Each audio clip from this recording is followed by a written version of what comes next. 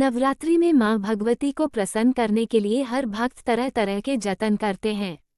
मां सभी को आशीर्वाद देती हैं, लेकिन अक्सर लोगों के मन में सवाल उठता है कि भक्त को कैसे पता चले कि भगवान उनसे प्रसन्न हैं।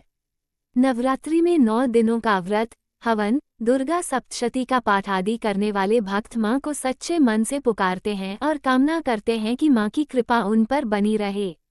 अगर आप चाहते हैं कि नवरात्रि में माता रानी का पूरा आशीर्वाद आपको मिले और आपके घर में सुख संपत्ति प्रेम और वृद्धि रहे तो आप कुछ दान भी कर सकते। ऐसा माना जाता कि दान करने से मां बहुत खुश होती है।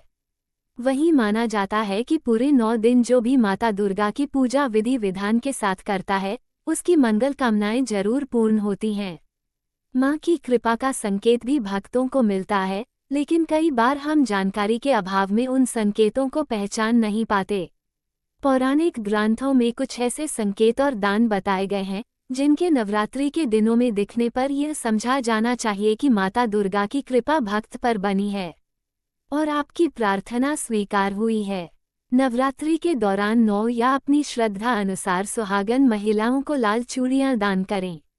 इसके अलावा अष्टमी या नवमी के दिन कन्या भोज करवाने के बाद आप कन्याओं को भी लाल चूड़ी पहना सकते हैं। इससे माता रानी बहुत प्रसन्न होती हैं।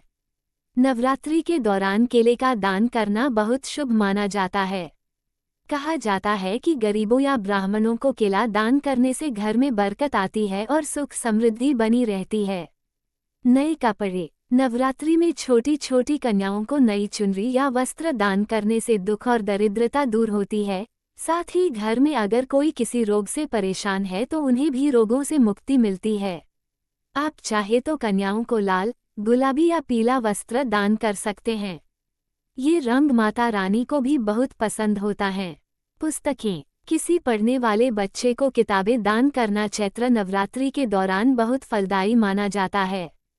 कहते हैं किसी असहाय बच्चे की शिक्षा के क्षेत्र में मदद करने से आपके जीवन में कभी दुख नहीं आता और मां लक्ष्मी और सरस्वती मां का आशीर्वाद आप पर बना रहता है।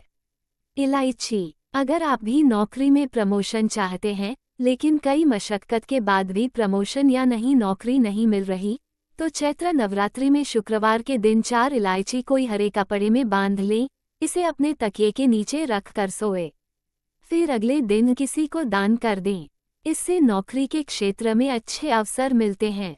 नवरात्रि में अगर आपको रास्ते में कहीं जाते हुए 16 श्रृंगार में कोई महिला दिखाई दे जाए तो समझिए आपकी परेशानियों के दिन अब लद चुके हैं और आने वाले दिनों में आपके ऊपर मां लक्ष्मी की कृपा बरसेगी। शारदीय नवरात्रि में पहले दिन ज्वारे बोए जाते हैं। नवरात्रि के दौरान ज्वारे अगर हरे या सफ़ेद रंग के उग रहे हो तो ये माता रानी की प्रसन्न का संकेत माना जाता है। इससे घर में खुशहाली आती है। नवरात्रि के दौरान सपने में मां दुर्गा के सौम्य स्वरूप के दर्शन हो तो ये इस बात का संकेत देता है कि उस व्यक्ति के बिगड़े काम बन जाएंगे। मां दुर्गा की कृपा से सफलता मिलेगी। नवरात्रि में अगर पूरे 9 दिनों तक अखंड ज्योति बिना विघ्न और खंडित जले तो यह आपके लिए शुभ संकेत है। ये इशारा करता है कि मां दुर्गा के आशीर्वाद से तरक्की मिलेगी। नवरात्रि के दौरान परिवार के किसी भी सदस्य को या खुद जातक को अगर कोई शुभ समाचार की प्राप्ति होती है तो जातक को समझ जाना चाहिए कि माता दुर्गा उनके पूजन से अति प्रसन्न हैं। नवरात्रि के 9 दिन दुर्गा सप्तशती का पाठ या चंडी पाठ करना चाहिए। इसके साथ ही इस दिन कन्याओं को भोजन और जरूरतमंदों को दान जरूर देना चाहिए। इससे धन ग्रह दोष की समस्या खत्म होती है। डिस्क्लेमर, यहाँ दी गई जानकारी सामान्य मान्यताओं और जानकारियों पर आधारित है। मेरा चैनल इसकी पुष्टि नहीं करता है। धन्यवाद।